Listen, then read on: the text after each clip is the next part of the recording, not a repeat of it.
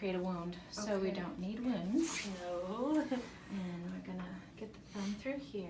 Oopsie. Oh my gosh, I'm sorry. You're fine. Oh. Oopsie, oopsie.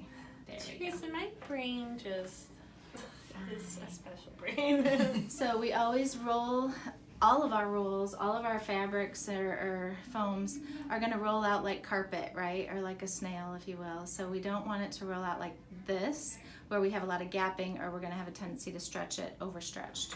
Then it'll be too snug. So to wrap the hand, it doesn't really matter if you start this way or that way. You just want it anchored at the wrist. I'm not pulling on it. I'm just keeping it flush to the skin. And then I'm gonna get you down a little bit. So is this the only place where you're just going across this Yeah, first and I'm one? really, you'll see in a minute, I don't really go straight across because now I'm going up to the finger, right?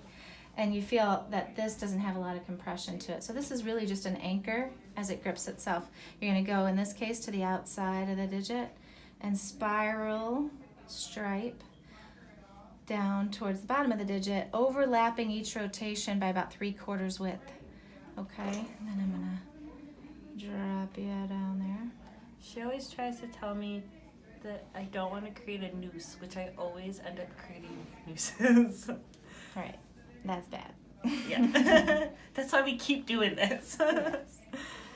So then I'm gonna keep going. So when you're done, the palm should be free of any bandaging if Okay. you've done it correctly.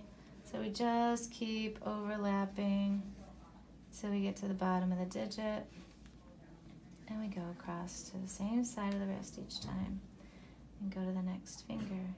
But again, trying to keep it as flat to the skin as possible and as wrinkle-free as possible.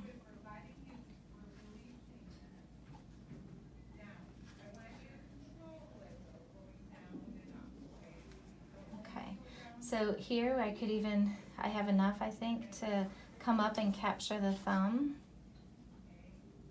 And we're gonna spiral down.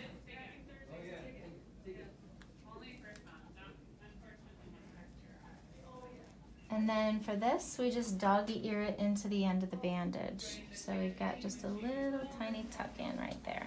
Okay. To hold everything intact and to add a little light compression, I'm gonna also put this little isotoner glove over it. Super light compression added to this. For the fingers. Plus it helps keep that bandaging intact. I am going to, just because of where you had swelling last time, this seems to not be too tight, but that's where we kind of had a trap, so I'm going to cut this seam a little bit.